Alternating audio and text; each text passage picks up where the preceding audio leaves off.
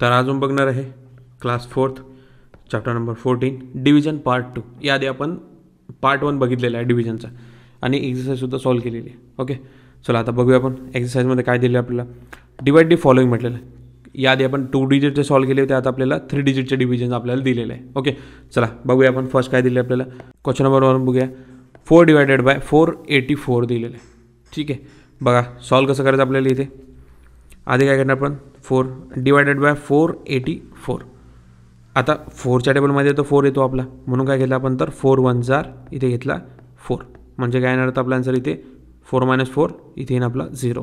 आणि आपल्याला नंतर काय करायचं, हा नंबर आपला खाली घ्यायचा. ओके, एक एक नंबर आपल्याला खाली घ्यायचा, म्हणजे आपला आन्सर किती येईल इथं 08 आलेलं आहे. ओके, नंतर बघा 4च्या टेबलमध्ये 8 येतो, किती जार येतो तर 4 2 जार 8, म्हणजे इथे येईल तर 8. इथे पण 8 - 8 केलं तर आन्सर किती येईल तर 0.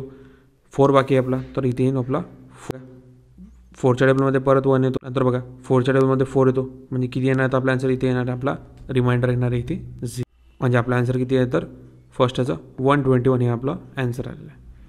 सेकंड बघा 3 डिवायडेड बाय 396 आहे. ओके, बघा 3च्या टेबलमध्ये 3 येतो, 3 1 जार 3, म्हणजे 3 मधून 3 गेले काय येणार आपलं 0. नंतर 3च्या टेबलमध्ये 9 येतो आपला, 9 आपण याला खाली घेणार आहे आधी. नंतर 3च्या टेबलमध्ये आपला 9 येतो, 3 3 जार 9, म्हणजे काय येणार तर -9.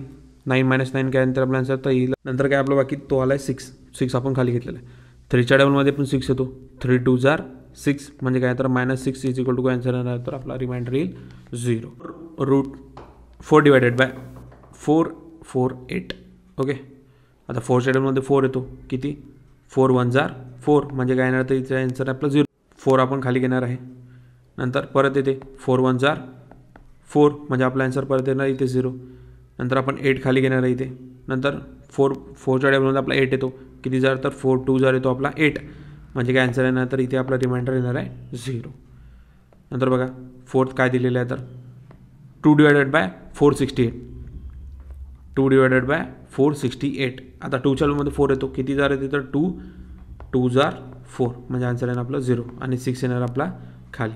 नंतर परत 2च्या टेबलमध्ये बायचा 6 येतो का तर 2 3 जार येतो आपला 6, म्हणजे काय येणार तर -6, म्हणजे आपला आन्सर काय येणार तर 0 येणार आहे. नंतर 8 आपण इथे खाली घेणार आहे. आता 2च्या टेबलमध्ये आपला 8 येतो, 2 4 जार 8, -8, म्हणजे किती येणार तर आपला असं 8 मधून 8 गेला 0.